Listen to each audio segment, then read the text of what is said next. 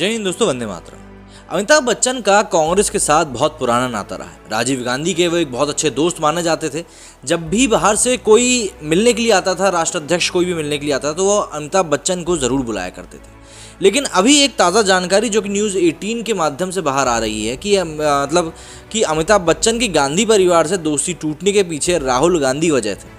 अब ये खबर पढ़कर मुझसे रहा नहीं गया और मैंने सोचा कि क्यों ना इस खबर को मैं आप लोगों के साथ भी शेयर करूं, क्योंकि देखिए, पहली बात तो ये कि अमिताभ बच्चन के बारे में खबर है और दूसरी ये कि भाई राहुल गांधी बीच में क्यों घसीटेगा, मैं भी तो ये जानना चाहता हूं और मुझे ऐसा लगा कि शायद आप लोग भी इस बात को जानने में इच्छुक होंगे। लंबे समय तक एक दूसरे के बेहद करीब रहे देश के प्रतिष्ठित गांधी, नेहरू और बच्चन परिवार में आई खटास को लेकर यूं तो कई प्रकार के दावे किए जाते रहे, लेकिन हाल ही में प्रकाशित एक पुस्तक में खुलासा किया गया है कि एक छोटी सी घटना ने उनके रिश्तों में तल्खी की ऐसी कील ठोकी कि दोनों परिवार के दरवाजे एक दूसरे के लिए हमेशा के लिए बंद हो गए। वरिष्ठ पत्रकार व पूर्व सांसद संतोष भारतीय की नई किताब वीपी सिंह, चंद्रशेखर, सोनिया गांधी और मैं में दावा किया गया है कि पूर्व कांग्रेस अध्यक्ष राहुल गांधी की पढ़ाई के लिए कांग्रेस अध्यक्ष सोनिया गांधी ने अमिताभ बच्चन से फीस का इंतजाम करने को कहा था, लेकिन उन्होंने इसमें आनाकानी करी।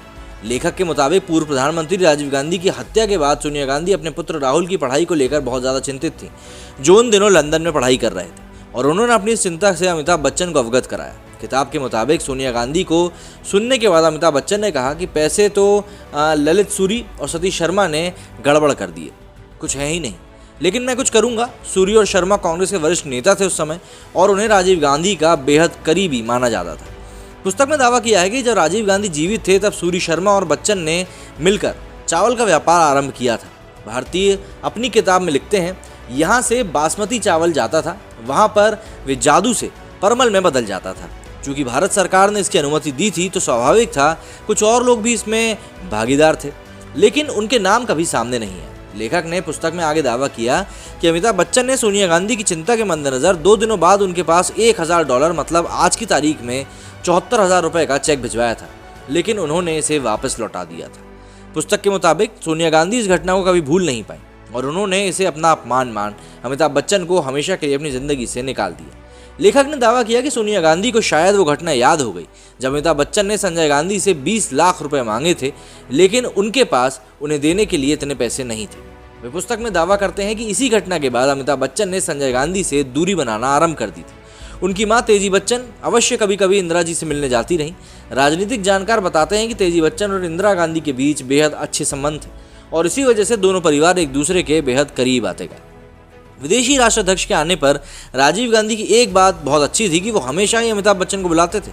इस किताब में बताया गया कि अमिताभ बच्चन और राजीव गांधी एक दूसरे के बेहद करीब थे और जब भी कोई विदेशी राष्ट्राध्यक्ष या महत्वपूर्ण मेहमान भारत आता था तो वो बच्चन को अवश्य बुलाते थे। भारतीय के मुताबिक राजीव गांधी विदेशी मेहमानों के सामने अमिताभ का परिचय सांसद के नाते कम और अभिनेता के नाते ज़्यादा कराते थे। लेखक ने दावा किया कि जब भी रूसी राष्ट्रपति जैसे कोई महत्वपूर्ण अतिथि आते थे तो राजीव अमिताभ बच्चन से कहते थे कि मेरे अंगने में तुम्हारा क्या काम है, गाने पर नाच के दिखाओ। भारतीय ने किताब में कहा है कि बच्चन को जैसा लगता रहा हो पर उन्हें ये करना पड़ता था। किताब के मुताबिक दोनों के रिश्तों में दरार आनी तब शुरू हुई जब विश्वनाथ प्रताप सिंह प्रधानमंत्री बने। एक घटना को उल्लेख करते हुए पुस्तक में दावा किया गया है कि ये तल्खी इतनी बढ़ गई कि एक बार तो राजीव गांधी ने उन्हें सांप तक कह दिया था। भारतीय के शब्दों में राजीव गांधी तब विपक्ष के नेता थे। अमिताभ बच्चन उनसे मिलने आते थे। जब अमिताभ चले गए तो राजीव ने कहा कि ही इज़ अ स्नेक, मतलब वो एक सांप है। पुस्तक में दावा किया गया है कि इस घटना के वक्त तब तक पत्रकार के रूप में वहाँ कांग्रेस नेता राजीव शुक्ला भी मौजूद थे।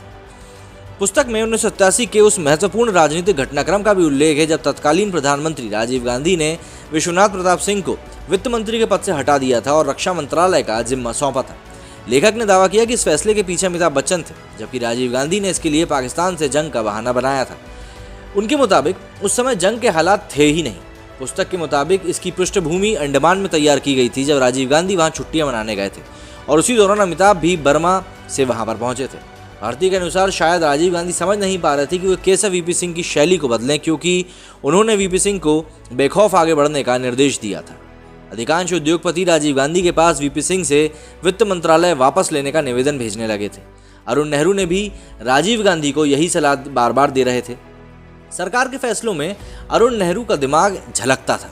ये दावा भी किया गया था चूंकि अमिताभ बच्चन राजीव गांधी के दोस्त थे, इसलिए जो उद्योगपति प्रधानमंत्री से संपर्क नहीं कर पा रहे थे उन्होंने अमिताभ बच्चन ने संपर्क बना लिया, पुस्तक में दावा है, लेकिन राजीव गांधी ने कभी भी वीपी सिंह से किसी उद्योगपति की सिफारिश नहीं करी और जाहिर सी बात है वो क्यों ही करते भाई, उनको अपना एक स्टैंडर्ड मेंटेन करना था और अमिताभ बच्चन के आने से वो चीज़ों में कभी भी बदलाव नहीं देखा जाता। अब ये जो खुलासा हुआ है भाई राहुल गांधी की फीस वाला, ये तो मैंने पहली बार सुना है, शायद आप लोगों ने भी पहली बार सुना हो।